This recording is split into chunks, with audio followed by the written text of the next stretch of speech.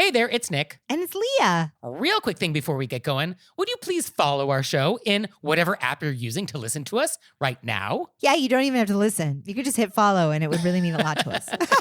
Yeah, there's probably like a follow button, or maybe there's a bell or a plus sign. Like there's some symbol somewhere, and then you'll get notified whenever we have a new episode. We would so appreciate it. We really would. It makes a huge difference for our show, so please do that. Thank you so much. And now let's start the show. Let's get in it. Hey there, it's Nick. And it's Leah. A real quick thing before we get going. We are on a break this week. We're taking a quick break this week to amp up for the holiday episodes. But we wouldn't leave you empty-handed. No. So we found the perfect episode from the archives just for you. This episode came out before we had etiquettecrime.com. That's true. Because I feel like one of these, possibly two, could have been on an etiquettecrime.com. Oh, yeah.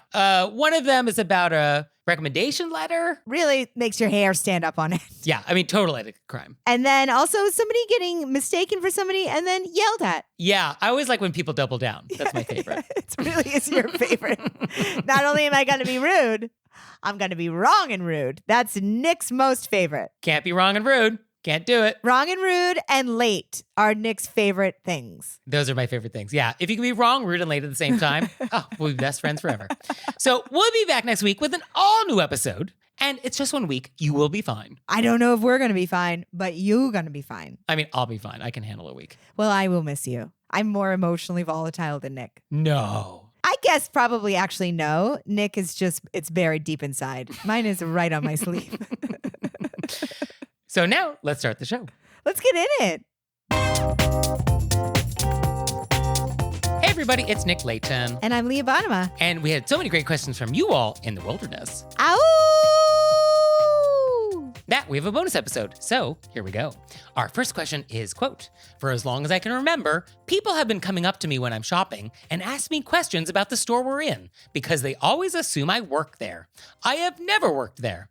Sometimes they ask if I work there first, but most of the time, they just rudely start talking at me. Last week, there was a particularly rude person at an outdoorsy store. I had just tried on some coats and went to return them when I hear, 'What's your return policy?' being shouted.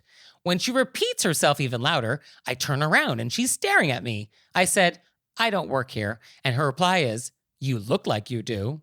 And I said, 'No, I don't.' And I walked away. First of all, the uniform for this store seemed casual. Jeans, shirt, vest, and a lanyard with the store name on it. I was wearing a long, floral caftan and definitely didn't have a lanyard on. I don't know why this makes me so annoyed, but it does. Whenever I need an employee's help at a store and I'm not 110% sure that they work there, I ask them if they work there. Or if I'm sure that they work there, I start by saying, 'Hello, how are you?' And then I go into my question. Can you please review the proper etiquette for how people should act and what context clues they should look for? Hello, name tag. And do you have ideas for how I can handle myself in order to make this a teaching moment for them without being rude?" I felt our letter writer at their limits in the line, "I have never worked there." Yeah. Like how many times it's happened? I mean, a lot. I mean, I get if you're wearing a blue polo and khaki pants and you're walking in a Best Buy. Yeah, people might think you work there. But a caftan in an outdoorsy store? I mean. And also the idea that somebody would just come up to someone who works somewhere and yell at them about the question without any kind of an intro or, "Hey, excuse me, what's the return policy?" And I do love, "You look like you work here." Yeah, that is so somebody who is like sort of caught off guard by and then didn't want to look into themselves to think, "Oh, maybe I shouldn't just yell randomly at people," but instead they doubled down and they were like, "Well, this is still your fault." Yeah, it's on you still. You look like you work here. That floral caftan and this mountaineering section, yeah, your fault. Really unbelievable. So yeah, you're definitely allowed to be annoyed by this. So allowed. And these people are just being really rude. They're being rude to you, and for sure they're being rude to the people that work there if they just jump into the middle of a question with like essentially a demand. Yeah. Yes, in general, when you are going to speak with somebody in a store, you should say hello first and get their attention. And then you can ask your question. I always say, "Hi, do you work here?" Because there's been a red polo and a Target, and Yeah, you want to double check. Absolutely. Unless there's like 3 lanyards and one of those clip-on belts with the key to the back door and they're like leaned over packages that they're putting onto the thing, I always double check. And how to make this a teaching moment? I don't know if there's a way to do that. Just because some people are not going to, like this woman did, she still was like, it's still you. You should work here. You look like you work here. Right? Yeah, I don't think there's a way we can make these better people. And when you obviously weren't even wearing the outfit, you didn't look like you worked there. That's why there's no, a lot of times, teaching moments with people, because even in the face of everything that is not true about what they're saying, they commit to it. Now, one idea, should you just pretend you do? That might be the best time. Like, oh, what's your return policy? You can return it anytime you want, ma'am. You can return it for the rest of your life. Use it as many times as you want. Bring it back. And they're like, really? And you're like, no, I obviously don't work here.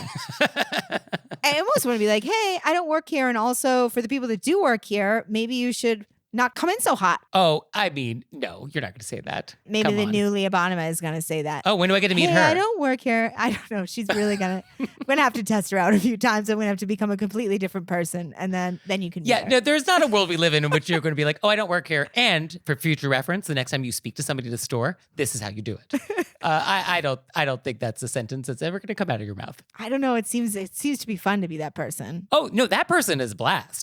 That person is not you. Hey, I maybe could pull it off like, hey, I don't work here. And also I think the people that work here don't love being yelled at. I mean, if you can land that, great. I'm going to try it. Okay, keep it posted. Our next question is, quote, I'm a teacher and was recently asked to write a college letter of recommendation for a highly gifted Ivy League-bound student I've worked with for several years. I was delighted to honor her request, but was shocked to receive an email from the student's mother that questioned my writing ability because I did not graduate from an Ivy League school. Then, the mother provided me with a letter which she herself had written, which she suggested I just sign and return instead. I was horrified that a parent would ask me to basically plagiarize a letter, and I simply told her, no thank you, I have many wonderful things to share about your daughter. A week later, I'm still reeling, and I wish I'd said something more to address this situation. Do you have other ideas on how I could have handled this? I wrote incredibly rude so big under this one that the whole word didn't fit onto the page. Yeah, I mean, this is great. Yeah, because, I mean, you can't get ruder than this. You can't get ruder than this. Because you've insulted so many aspects of my life. You've insulted my intelligence. You've assumed that people who go to Ivy League schools are somehow smarter than people that don't, which is not. Right. And also, just because you go to an Ivy League school, all it means is that you went to an Ivy League school. It really doesn't guarantee anything else about you. Absolutely. And also, our letter writer was doing a favor. Oh, yeah. That actually didn't even hit my radar, but that's also a very good point. Yes. That I'm actually doing a favor for you. Yeah. I mean, unbelievable. I feel like I've said this, but I would love to follow this mother around. Oh. Because what person? Oh, this wonderful teacher is going to write a letter. And I'm like, you know what? Since you didn't go to an Ivy League school, I'm going to write this for you because obviously I'm smarter, even though you're the teacher. But I still need you to do me a favor. Yeah. So please still do that. I don't believe in your intellect, but please just, scribble something with a crayon in the line here. I'm going to write the whole thing for you since you may not know what words are. If you could just sign at the bottom. For me, actually, the blessing here of somebody who acts so outrageous is that you can't take this personally. This mother, she's doing this to everybody. Everybody. It's not you. It is definitely not you. This is not exclusive to you at all. Also, when you said, how could I have handled it? I felt like for this situation, because I think the top of my head might have popped off if I got this email. You, I think, handled it very elegantly. Oh, very nice. Oh, this is a textbook perfect response. It's so perfect. And I think the problem with this response and why our letter writer is like, I'm still reeling from this, is that often in etiquette, we want there to be more closure. We want it to be a little clearer to the other person that they have transgressed. And sometimes the polite response doesn't actually give us that closure. We don't really get to say like, oh, you're an animal. You don't get to say it, but you've let them know, oh, no. I'll be writing my own, which yes, is the biggest thing you didn't budge to this person. Yes, the thing to do here was not take their letter and just sign it. Definitely not. And you saying, no, I'm good, thank you, is to this person setting up a boundary very clearly. And you even said, like, I actually have very nice ththings to say about your daughter. I'm giving you a compliment. You're so lovely. But yeah, other ideas how she could handle this? No, I think this was good. I think there's no way you could explain. This person is not going to take in how absolutely inappropriate, rude, all the things that they're implying with their word. They're not going to get it. I mean, I guess this just goes to show we have our work cut out for us still. I mean, this woman. And now it's time for Intermezzo. Intermezzo. So this episode is brought to you by Acorns. And that's acorns with an S because it's plural acorns, many seedlings, many new beginnings, many possibilities for growth. And Acorns makes it easy to start automatically saving and investing for you, your kids, and your retirement. And you don't need a lot of money or expertise to invest with Acorns. In fact, you can get started with just your spare change, which I love that. Acorns recommends an expert-built portfolio that fits you and your money goals, then automatically invests your money for you. And now Acorns is putting their money into your future. Open an Acorns Later IRA and get up to a 3% match on new contributions. So head to acorns.com/WYRBW or download the Acorns app to start saving and investing for your future today. Nick, you got to read the fine print. Okay. Paid non-client endorsement. Compensation provides incentive to positively promote Acorns. Investing involves risk. Acorns Advisors LLC, an SEC-registered investment advisor. View important disclosures at acorns.com/WYRBW. And now it's time for Intermezzo. Intermezzo. So this episode is brought to you by The Lisa Show podcast. So the Lisa Show podcast is like a self-help, life help, inspirational chat show. Yeah, it's a chat show that feels like having lunch with your best friends. And it's hosted by comedian, actress, writer, mother, and solo parent of 5, Lisa Valentine Clark. So during COVID, Lisa lost her husband to ALS. And she says that her friends saved her life. And so her goal with the Lisa Show is to provide that same support to other people who need it. So she's building a community, which we love. And her podcast offers a mix of humor, life insights, and motivational topics, ranging from how to have a healthy body image to how to make charity work more effective. You know, it's a positive show. This is a positivity show. We're learning stuff. We're getting a community. We're talking out things we want to deal with. So find The Lisa Show wherever you get your podcasts. So our next question is, quote, I'm hosting a dinner party soon for all of my new neighbors, and I sent them all electronic invitations. I can see that a few invitations were delivered, but the guests have not responded. I don't want to hassle them and make them feel like I'm annoyed that they haven't responded by reaching out and asking, but I also don't want to throw the dinner party and have them feel excluded because maybe they didn't see the invitation. When it comes to electronic invitations, what follow-up policy is the most polite? I think this is a two-parter. Definitely. One is that I absolutely think it's not rude to follow up. Just checking in. Yes. Trying to get a head count. Absolutely. And then I think that if you can tell from whatever kind of online invitation you use that they haven't even opened it, I think it would be okay. Instead of, because you can often resend the invitation or doing a follow-up through that service, you could send a separate email in like a regular email if you're worried that it went to spam and say, hey, just checking in. Yes, I think definitely you want to make sure your guests receive the invitation. So I think we want that. But what's really happening here? These people got the invitation. They just haven't responded yet. And this is very common. This is the number one complaint of people throwing dinner parties. And the people that do this, these are people who have never actually thrown a dinner party. Because if you had, you would know all I'm trying to do is figure out how much cheese I have to buy for the fondue. Who is coming? How many people is that? And talking about RSVPs in general, traditionally, you wouldn't even put the phrase RSVP on an invitation. Because if I got an invitation, I would know I have to respond to this thing. You don't ignore it. It's inherent. It is part of getting an invitation. It's like, I don't send you a text message. Hey, did you see last night's Love Island? And then I send another text message right away, which is, please respond to my text. No. You know that when I send you a text with a question, you're supposed to respond. So RSVPs, it is redundant. And yet people don't do it. And that is very rude. So everybody should reply very promptly to all invitations, yes or no. And for our letter writer, don't feel bad about following up. As Nick said, you're just trying to get the head count. That's it. Yeah.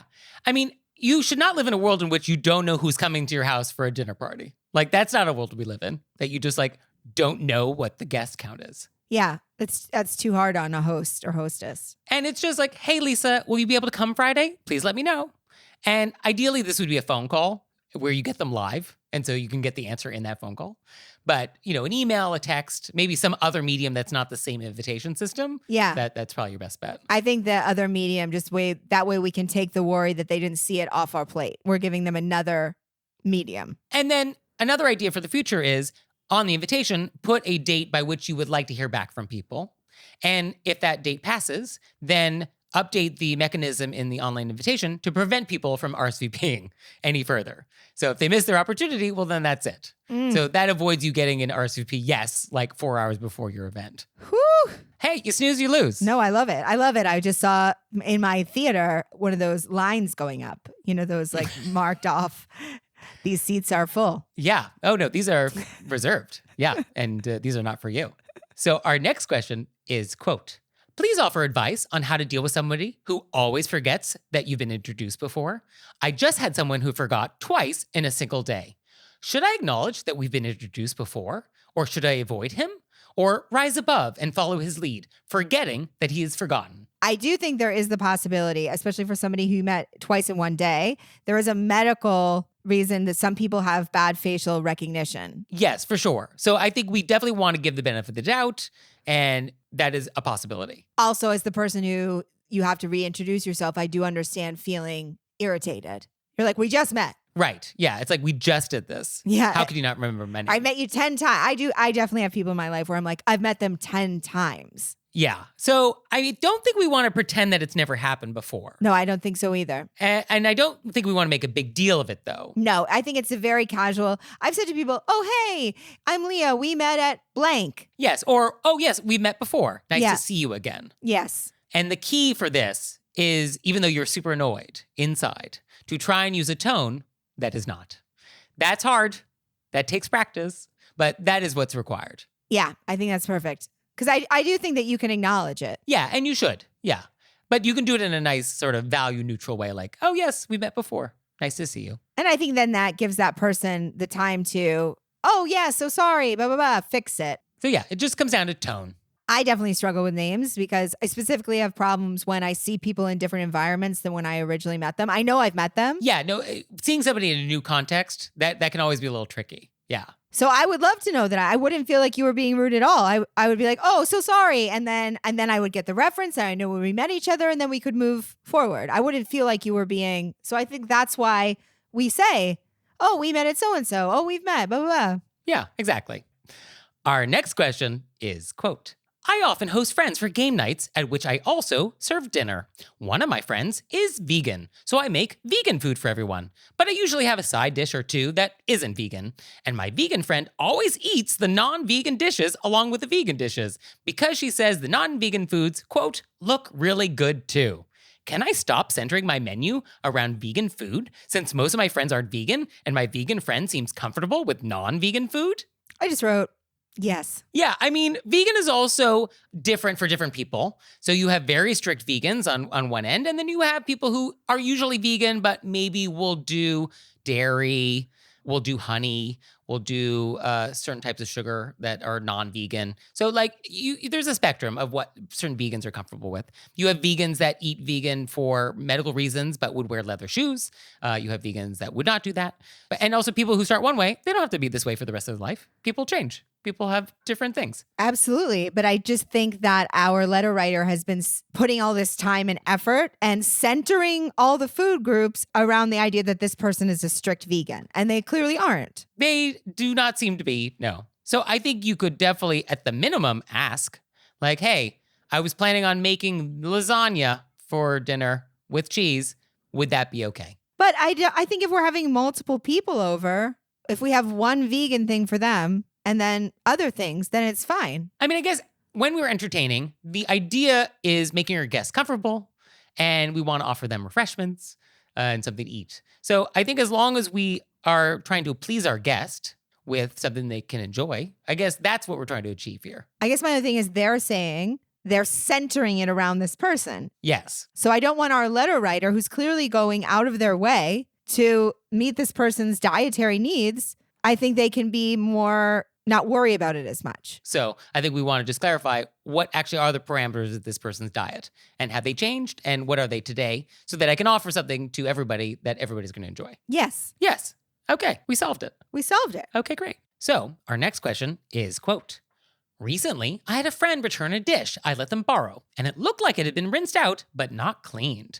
I pointed it out in a joking tone because I thought it was unusual to not wash a dish before returning it, but I wasn't particularly put off by it. They said, I always wash dishes again when I get them back, so what's the use in both of us washing it? I have to agree that I also rewash dishes when I get them back, but does that really mean that I shouldn't wash them when I give them? I can see where they're coming from logically, but this would never have crossed my mind. Thoughts? I legitimately did one of these where I like touched my eyebrow forehead. You know what I mean? And I was like, to make the twitching stop? Yeah, and then I just like threw it. Like, what are you going to do with this? You know what I mean? Obviously, you said to this person, you brought it up in like a, tried to do like the polite, non-judgmental tone. And they were like, oh no, this is how the world works. And then you're like, okay. Yeah, I always love people that use logic to try and explain why they are going to do something rude and why it's not actually breaking an etiquette rule. It's just very common. Very common. And then it's sort of like, what are you going to do? I feel like you don't want to argue. No. So you're just going to be like, oh. But let's use your logic, quote unquote, to another etiquette situation. Let's say I'm your house guest for the weekend. And let's say I love Cheerios. Love them so much. I love them dry out of the box. And I enjoy eating them in bed. And I'm very casual with them. I kind of toss them. And now I'm leaving your house for the weekend. Oh, thank you so much. It was a lovely stay. And there's maybe a couple hundred Cheerios on your floor. And why should I clean them up? You're going to vacuum my guest room when I leave. So why should we both clean it? I mean, yes, this would be the same logic. I mean, it seems like the same logic. And I would like to think that the friend in this story would be like, oh, no, actually, you're right. Yeah, I'm not going to leave a floor full of dry Cheerios in the guest room. No, of course not. But yeah, I mean, I think somebody who has this attitude, it's really hard to make them look at life in a different way. Yeah, because the answer is, because it's the polite thing to do. Well, it's polite because it's considerate to the person that you're returning a dish to. Yeah, it's considerate. And if you have to explain what being considerate is, I mean. And I guess I feel like I keep saying, I mean, I just don't know at this point. You know what I mean? Yeah. I mean, but let's try and get through to this person. Because I think there's a lot of people in a lot of our lives that is this person. And so they are right on some level. Yes, I'm going to rewash this thing. So they're not wrong about that. But how do we get through to this person that like, that's not the point. You're missing the point. I think that you could actually say that, oh, no, I see what you're saying. I don't think of that as the point. I think the point is that when you wash it before giving it back, it's just being considerate to the other person. And I guess it's considerate because I'm going to make a little extra effort as a show of appreciation for allowing me to borrow the dish and presumably whatever else was in it. Yes, I think it's the show of appreciation. Is that what it is? Yeah, I guess it's just a little gesture of gratitude. Mm-hmm.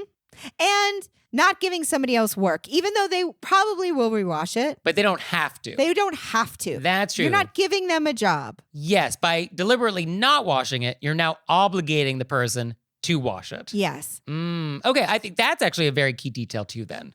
Yes, just because I was probably going to rewash it, now you're forcing me to. Yes. And that's rude. Just because I could doesn't mean I should have to. Yes. Oh, so much of etiquette is the difference between could and should. Ponder that. And I guess, yeah, sometimes when you sort of think about the same etiquette problem in a different context, you can see like, oh, how bonkers that is. Right. Bonkers. And this is a little bonkers. That's such a good word for it. Bonkers. It's bonkers to not wash a dish before you return it. Yeah. Well, and then to have someone mention it and then you explain to them. No, you're wrong. You're wrong. That's not logical. That's not logical. All etiquette must be logical. I mean. So, do you have any logical questions for us? Or illogical? We'll take them. Please send them to us through our website, wereraisedbywolves.com, or you can leave us a voicemail or send us a text message, 267-CALL-RBW. And we'll see you next time. Bye. Bye.